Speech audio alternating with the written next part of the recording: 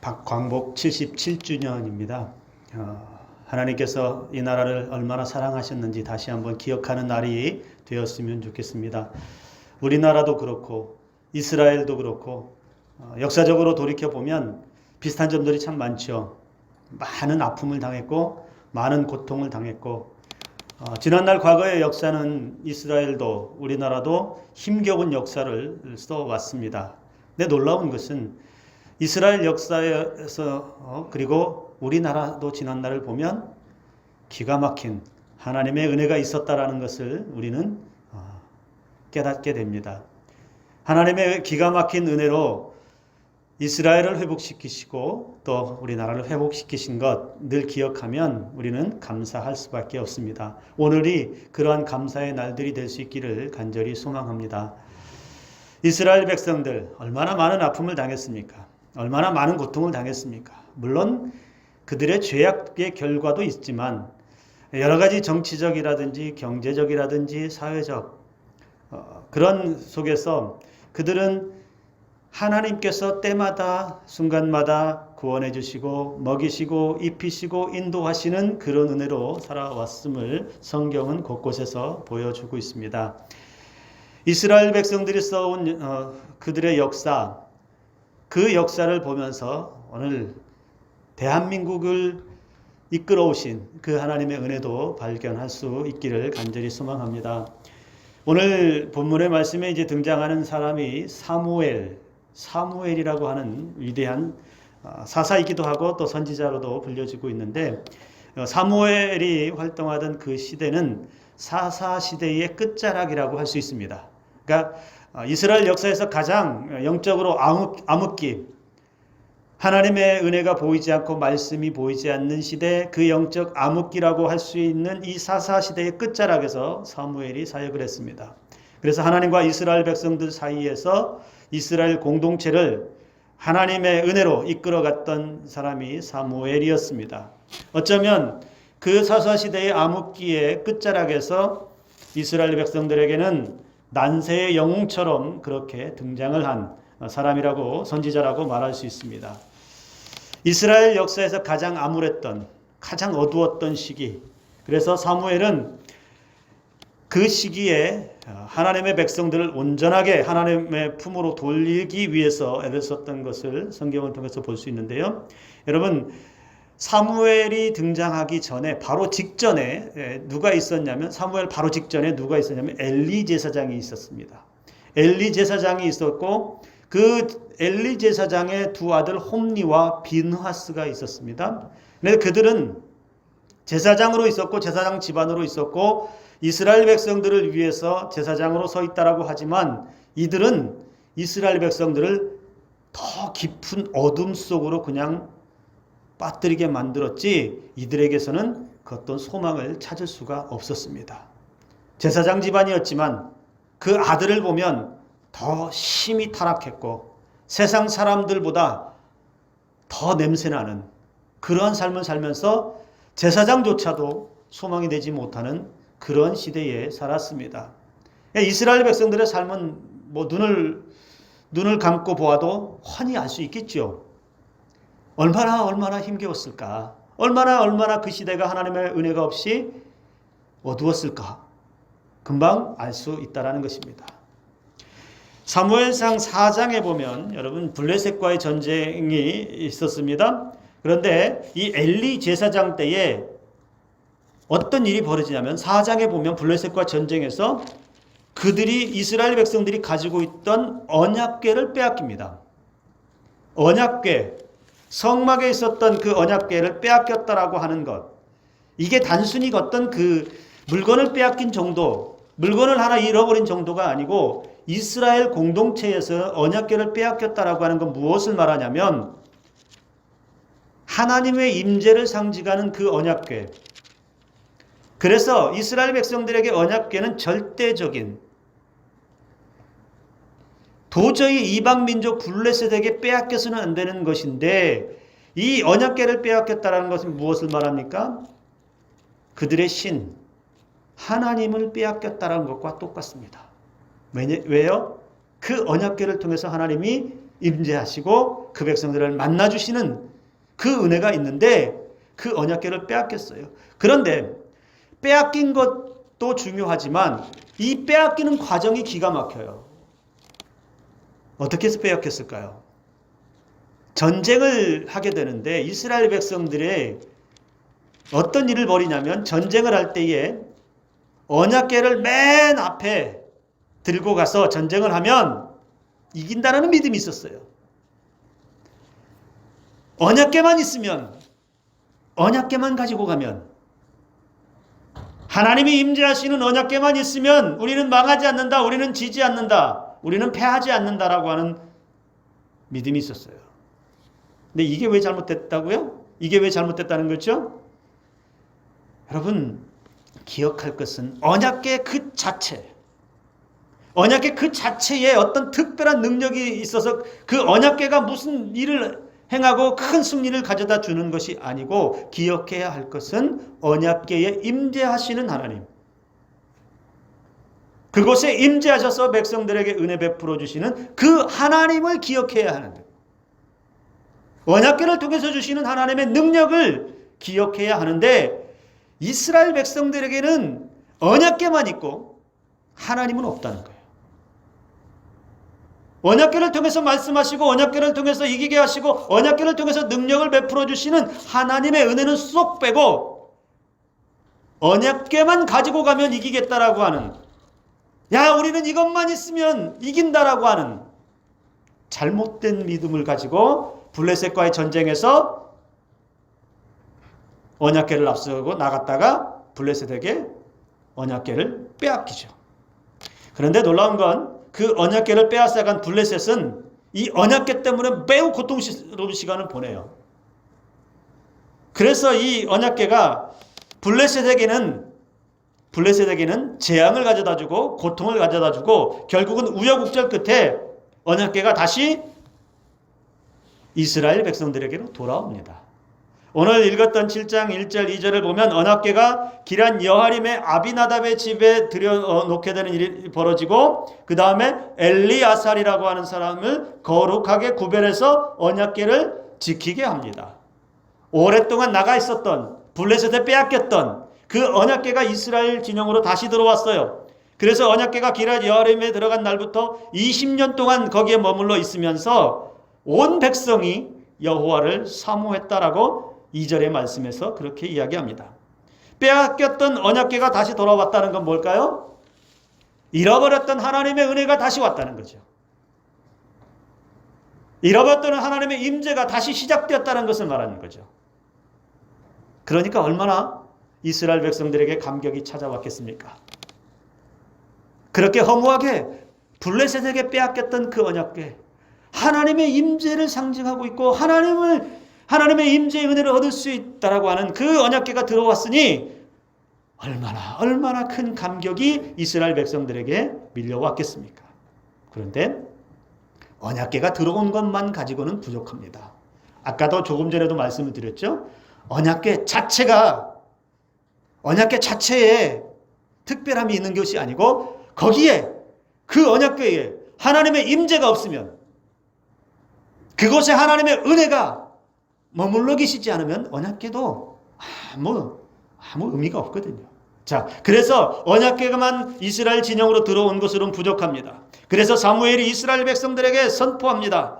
너희가 전심으로 여호와께 돌아오려거든 이방신들과 아스다롯을 너희 중에서 제거하고 너희 마음을 여호와께로 향하여 그만을 섬기라. 그리하면 너희를 블레셋 사람의 손에서 건져내리라. 언약궤가 돌아온 것만으로 부족하다는 의미가 담겨 있어요. 자, 언약궤가 들어왔습니다. 하나님의 은혜가 다시 시작됩니다. 하나님의 임재가 언약궤를 통해 이 백성들에게 회복의 은혜를 주십니다. 그러나 이것으로는 부족합니다. 이제 백성들이 하나님의 임재를 받기 위해서, 하나님의 은혜를 회복하기 위해서 필요한 것이 있는데, 지금까지 여러분들이 섬기고 있던, 여러분들이 의지하고 있던 이방 신들을 완전히 제거하고 여호와께로 다시 마음을 돌이켜야 합니다. 여호와께로 다시 마음을 향하고 여러분들의 신앙을, 여러분들의 믿음을 여호와로 향하는, 이 결단이 일어나야 됩니다. 사무엘이 선포하고 있다는 겁니다. 언약궤 자체보다 무엇을 얘기하고 있습니까? 하나님의 백성들의 마음이 돌아와야 된다는 겁니다. 멀어졌던 마음, 돌아섰던 마음, 하나님을 잊었던 마음, 거기에서 완전히 하나님께로 돌아오는 것이 그들에게 필요하다라는 것입니다. 완전한 신앙의 결단, 우상이 아닌 이방의 바알이나 아스다롯이나 이방신들이 아닌 오직 하나님께로 돌아와야 한다. 이 삶이 먼저라는 거예요. 그래서 사무엘이 이스라엘 백성들에게 그렇게 선포했다라는 것이죠. 여러분, 왜 사무엘이 이렇게 선포했을까요? 왜 사무엘이 언약궤 들어온 것만으로도 충분히 기뻐할 수 있는데, 이것으로도 회복을 선포하고 끝 할 수도 있는데, 왜 우상을 제거하라고 여호와만을 섬기라고 선포했을까요? 그 의미는 여러분 방심하지 마십시오, 이런 의미예요. 여러분, 지난날 우리가 행했던 일을 한번 돌아보십시오. 우리가 언약궤를 빼앗겼을 때 왜 빼앗겼는지 한번 생각해 보세요. 우리가 하나님의 은혜로부터 어떻게 멀어졌고 고통을 당했는지 한번 생각해 보세요. 언약궤만 믿고 방심했잖아요. 언약궤만 믿고서 안일하게 신앙생활했잖아요. 그러면서 우상에게 빠졌고요. 그러면서 마음이 우상에게 넘어가서 하나님을 잃어버린 채 살았는데, 또다시 언약궤 들어왔다는 것만 가지고 방심하고 내 신앙을 방치한 대로 그냥 두지 말라는 겁니다. 우리의 마음을 완전히 돌이켜서 여호와만을 바라는, 여호와만을 섬기는, 여호와의 말씀만 듣는 그 신앙으로 돌이켜야 된다. 사무엘이 말하는 요지는 바로 여기에 있다는 거예요. 여러분, 우리의 삶에서 무서운 것 중에, 우리 생각 중에, 여러분, 무서운 생각 중에 이런 생각이 있어요? 이제 됐다. 이만하면 됐다. 이 정도면 충분해. 신앙인들 이 말 조심해야 합니다. 내 신앙 이 정도면 충분해. 내가 이만큼 예배 드리는 것만 해도 됐다. 더 안 해도 돼. 그런 생각이 들 때 넘어지기 딱 좋습니다. 이만하면 됐다. 그만해도 된다. 여러분, 신앙이라고 하는 것은 어느 한순간 만족하고 머물러 있는 것이 아닙니다. 신앙이 마치 어떤 그릇에 이만큼 충만하게 채우면 그걸로 끝! 그게 신앙인 것은 아닙니다. 신앙은 뭘까요? 매일매일 한순간도 쉬지 않고, 신앙은 매일매일 중단하지 않고 하나님을 향해서 걸어가는 거예요. 그러니까 이만하면 됐다가 아니고, 내 신앙은 계속 오늘도 내일도 모레도 쉬지 않고 하나님을 향해서 걸어가는 것이 신앙이라는 거예요. 그러니까 우리가 하나님 앞에 나아가는 것은 요만큼만 하면 된다? 그런 것이 없다는 거예요. 오늘 저와 여러분들에게 멈추지 않는, 충분하지 않은, 계속해서 매일매일 신앙의 자리로, 하나님을 향해서 걸어가는 삶의 자리로 나아갈 수 있기를 주님의 이름으로 축복합니다. 이스라엘 백성들이 이 사무엘의 이 말에 어떤 반응을 보일까요? 이전에 같았으면 이들은 귀담아 듣지 않았을 거예요. 하나님을 잃어버리고 안일하게 신앙생활했을 때는, 충분하다, 됐다, 그렇게 안일하게 생각했을 때는 그들은 사무엘의 말에 별로 귀를 기울이지 않았을 거예요. 야, 언약궤도 왔는데 뭘 또 더해? 하나님의 은혜가 회복됐는데 뭘 더해? 라고도 얘기할 수 있었을 거예요. 그런데 이스라엘 백성들이 사무엘의 말에 순종이 나타납니다. 그냥 순종이 아니고 사무엘이 말하자마자 즉각적으로 순종하는 일이 벌어집니다. 이전에는 없던 이스라엘 백성들의 모습이, 새로워진 모습이 나타나기 시작합니다. 이게 변화됐다는 것이죠. 이게 바뀌었다는 겁니다. 하나님의 은혜를 얻기 위해서 바뀌는 것이 무엇일까요? 내게 주시는 말씀, 그 말씀에 즉각적으로 반응하고 순종해서 하나님께로 나아가는 거라는 거예요. 리더자가, 목회자가 앞에서 하나님의 말씀으로 끌어갈 때에 그 말씀에 순종하고 살아가는 것, 그래 하나님이 내게 이렇게 말씀하시는구나, 그래 내가 하나님의 이 말씀대로 살아야 되겠구나, 즉각적으로 반응하고 순종하는 은혜가 있을 때 거기에 하나님의 은혜가 부어진다는 사실을 여러분 기억하시기 바랍니다. 사사시대, 사무엘이 등장할 때의 사사시대의 끝자락이라고 제가 말씀을 드렸는데, 여러분 사사시대는 철저하게 자기 생각이 중심이었죠. 그래서 누구의 말도 듣지 않습니다. 그래서 그들은 하나님을 잊어버린 그런 시대 가운데 그렇게 살아갔는데, 지금은 사무엘의 말에 순종함을 통해서 우상을 제거하고 하나님께로 돌아오는 놀라운 일이 시작되고 있습니다. 그래서 사무엘이 이스라엘 백성들이 순종하기 시작하면서 사무엘이 곧바로 이스라엘 백성들을 미스바에 모이게 합니다. 다 모여라. 이스라엘 백성들이 미스바에 모여서 거기서 집회를 엽니다. 우리식으로 오늘날 표현하면 여기가 아마도 부흥회가 될 수도 있었겠고 영적 대각성 집회가 될 수도 있었겠어요. 아마 그런 집회의 형식이라고 보면 되는데, 이스라엘 백성들을 위해서 미스바에서 내가 기도하겠다. 그래서 이스라엘 백성들이 그곳에서 모여서 우상 숭배하고 이방신을 섬겼던 그 모든 죄악들을 회개하는 역사가 이곳에서 일어납니다. 놀라운 일이 일어나고 있죠.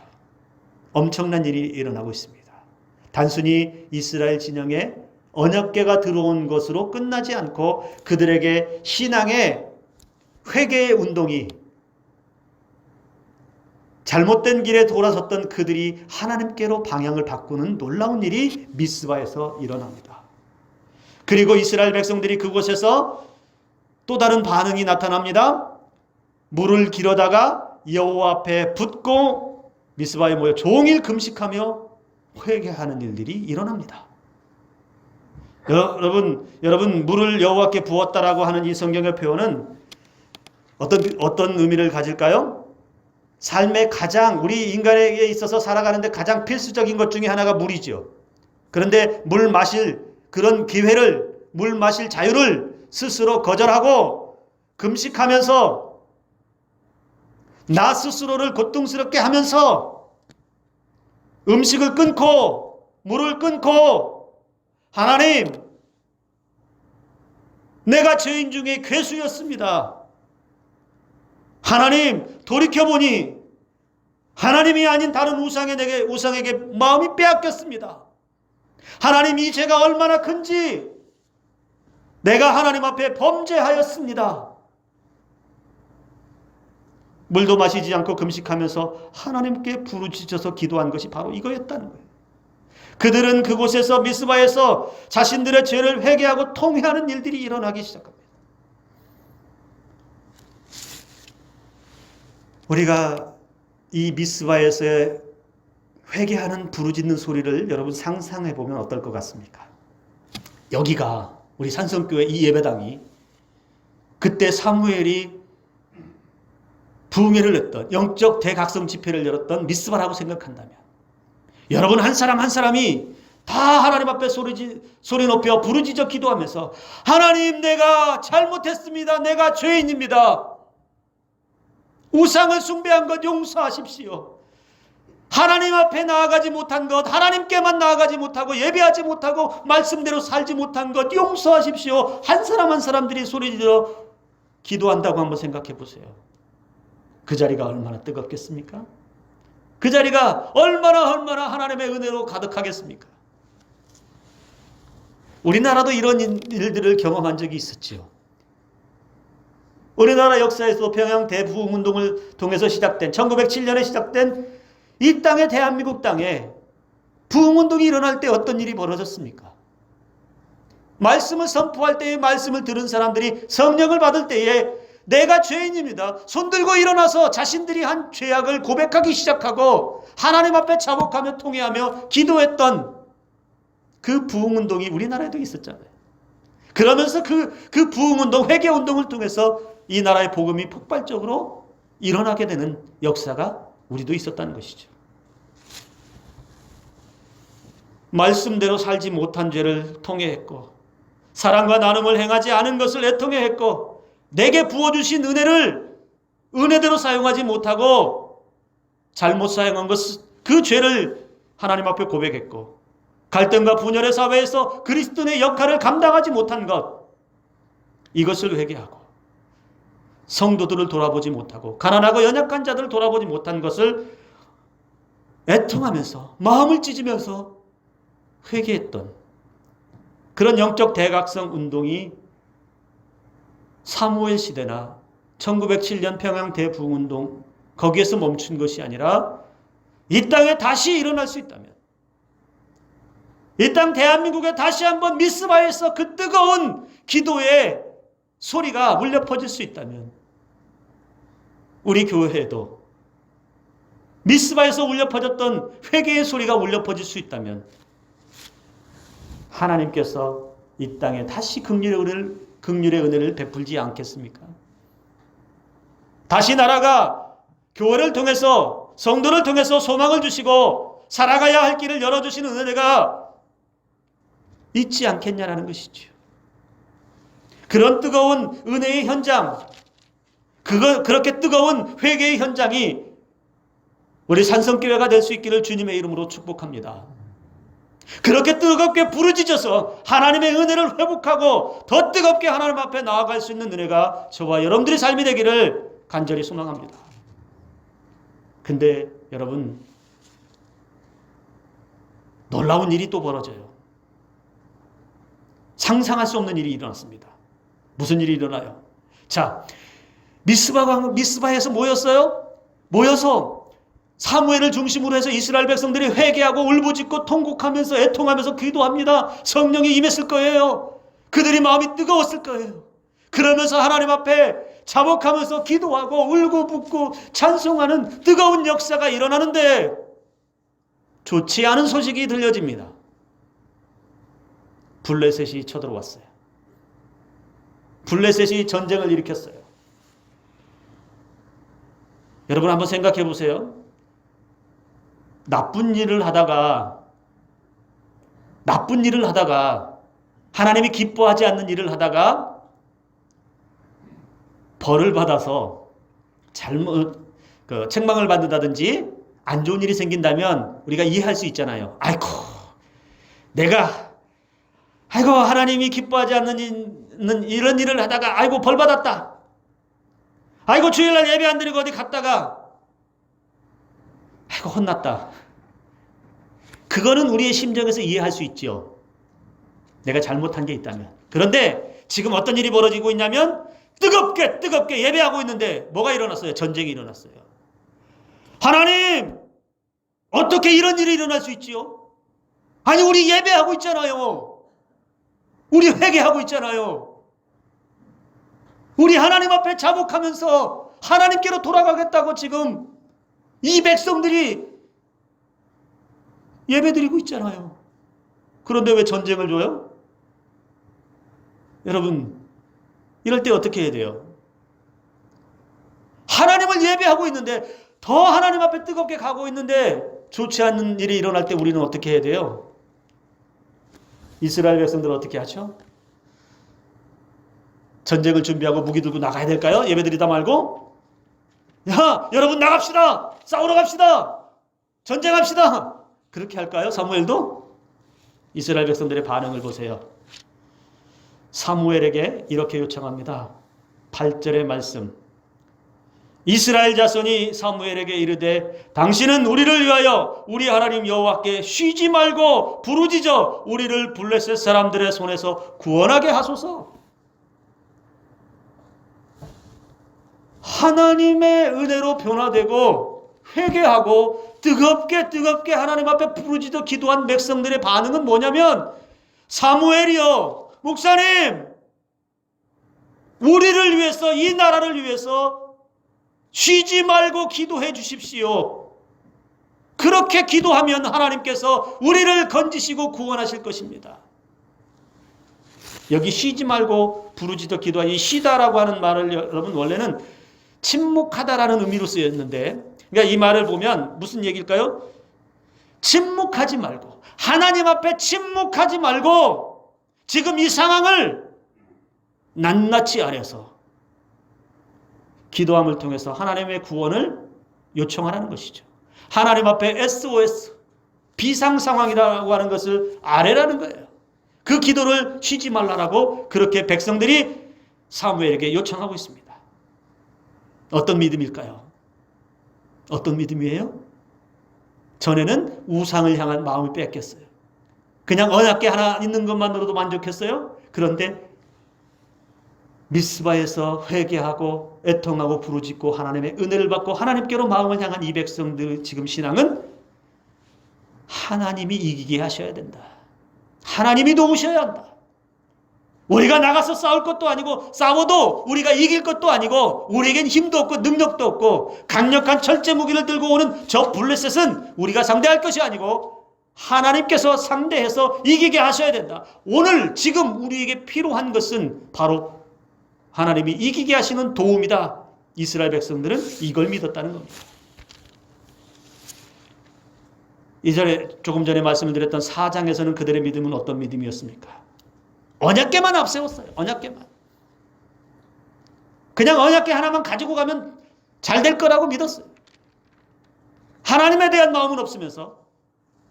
그런데 하나님은 그 언약궤만 내세우는 그들을 블레셋에 완전히 패하게 하시고 언약궤까지 빼앗게 하셨죠. 여러분, 이 4장에서 언약궤를 빼앗길 때의 이스라엘 백성들의 신앙은 어떤 신앙이냐면 이런 것과 똑같아요. 사람들이 안 좋은 일 생기지 말라고, 나쁜 일 생기지 말라고 믿음 없는 사람들 가운데 뭘 가지고 다니죠? 부적. 부적만 있으면 애군을 막아준다, 뭐 이런 소리예요. 그래서 비싼 돈 들여서 부적을 하나 써와서 몸에 지니고 다니고, 심지어 속옷에까지도 넣고 다니는 사람이 있어요. 부적이 무슨 능력이 있어요? 그런 종이 쪼가리가 무슨 힘을 주고 무슨 우리를 지켜주시는 그런 능력이 있겠어요?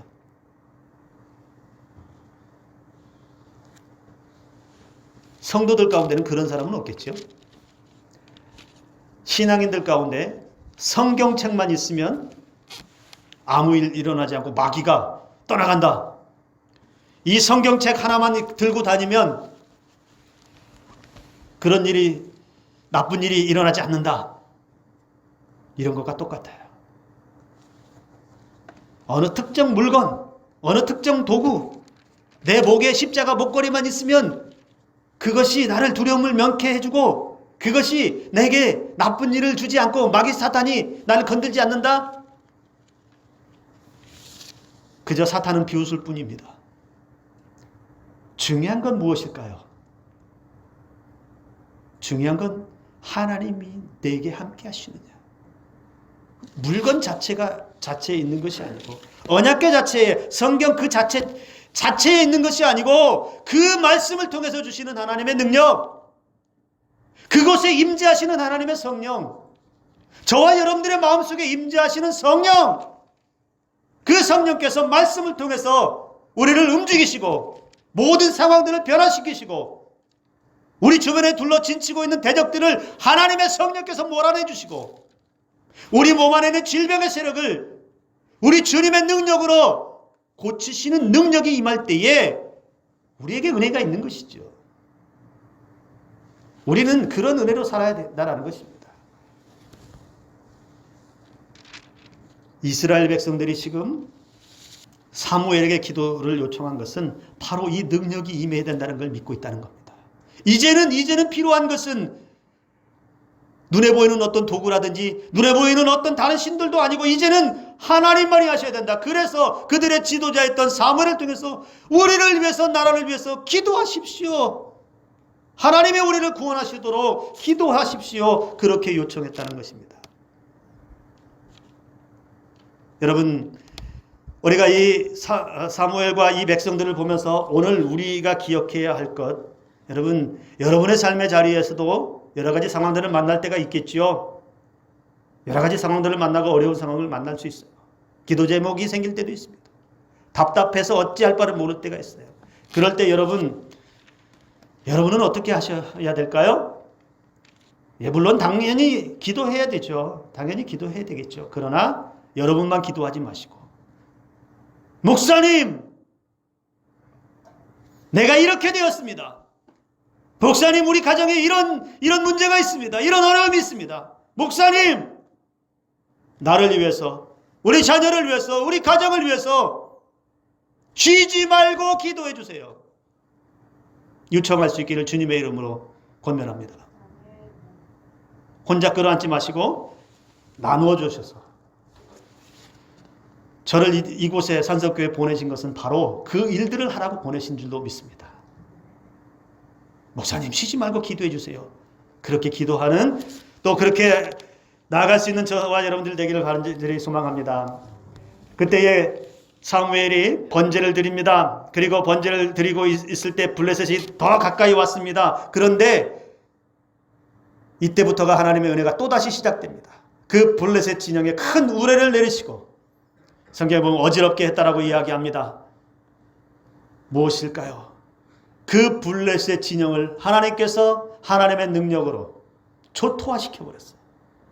이스라엘 백성들이 가지 않아도 성전에서 뜨겁게 예배드리는 그 자리에서 사무엘을 중심으로 해서 기도할 때에, 번제를 드릴 때에 하나님께서 역사하셔서 블레셋 군대들을 그들을 스스로 어지럽게 하고 혼란스럽게 만들어버려서 하나님이 대적들을 알아서 초토화시켜버렸어요. 이스라엘 백성들이 그걸 눈으로 똑똑히 보았습니다. 얼마나 큰 감격이 찾아왔겠습니까? 야, 예배드리고 있는데 전쟁이 일어나서 어찌할꼬 했던 사람도 있을 수 있을 거예요. 그런데 기도의 자리에 나아가서 사무엘을 통해서 기도하고 번제를 드리고 하나님 앞에 간구했을 때에 하나님의 역사가 일어나서 전쟁하지 않아도, 피 흘리지 않아도 구원하시는 그 은혜가 이스라엘 백성들에게 임했다는 것입니다. 그러고 나서 이 놀라운 전쟁의 승리를 기념하면서 오늘 12절의 말씀에 우리가 잘 알고 있는 유명한, 뭐라고 부르죠? 미스바와 센 사이에 돌을 하나 세워서 에베네셀, 하나님 도움의 돌, 여호와께서 여기까지 우리를 도우셨다. 여호와께서 여기까지 우리를 도우셨다. 돌을 왜 세웠느냐? 하나님께서 그들을 인도하신 것을 기념하기 위해서. 먼 훗날에라도 그 돌을 보면 어떤 것을 기억할까요? 이스라엘 백성들을 도우셨던 하나님, 그 미스바에서 일어났던 그 은혜의 사건들을 기억하면서 하나님이 여기까지 우리를 도우셨다, 조상 대대로 자손 대대로 그 하나님을 기억하기 위한 것 아니겠어요? 여기까지 우리를 도우신 그 하나님의 은혜, 그 하나님의 은혜가 오늘 저와 여러분들의 하나님이 될 수 있기를 주님의 이름으로 축복합니다. 여러분 한번 돌아보십시오. 지금까지 살아오면서 개인, 나 한 사람도 마찬가지고 여러분의 가정, 그리고 우리 교회, 그리고 대한민국 어떻게 왔을까요? 사람이 땀 흘려 수고한 노력의 결과로 이렇게 왔을까요? 저는 그렇게 생각하지 않습니다. 에베네셀의 하나님, 그 가나안의 땅을 부유하게 하신 하나님, 부유함과 풍성함으로 인도하셨던 하나님, 많은 아픔과 서러움을 당했던 민족에게 참된 자유와 회복의 기쁨을 주셨던 하나님, 산성교회 60년의 역사를 돌아보면 역시 우리를 여기까지 인도하신 그 하나님의 은혜를 빼놓을 수가 없습니다. 누가 우리를 도와줬습니까? 누가 우리의 힘이 되었습니까? 누가 이 나라를 여기까지 이끌어 주셨습니까? 바로 하나님의 은혜. 오늘 여기까지 인도하신 하나님의 은혜가 있었음을 여러분 기억할 수 있는 오늘 하루가 될 수 있기를 간절히 소망합니다. 사무엘이라고 하는 뛰어난 선지자, 사사가 이스라엘 백성들에게 있었어요. 근데 제가 이 말씀을 늘 묵상할 때마다 드는 생각 중에 하나는 대한민국 땅에 다시 한번 사무엘과 같은 영적 지도자가 있었으면 좋겠어요. 그리고 대한민국의 성도들 가운데 사무엘과 같은 믿음의 사람들이 세워질 수 있었으면 좋겠습니다. 근데 이 사무엘과 같은 사람은 저와 여러분들이 되기를 주님의 이름으로 축복합니다.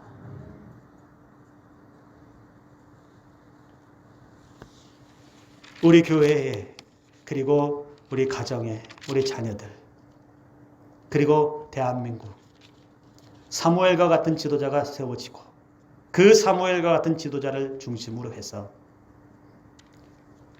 에베네셀의 하나님의 은혜를 가지고 살아가고 그 에베네셀의 하나님을 찬송하면서 다른 곳에 눈을 돌리지 않고 오직 하나님께만을 향하고 오직 하나님의 도우심만을 기다리고 어떤 절체절명의 위기의 순간을 만나도 그곳에서 에베네셀의 하나님으로 인도하시는 풍성한 은혜를 만날 수 있기를 주님의 이름으로 축복합니다.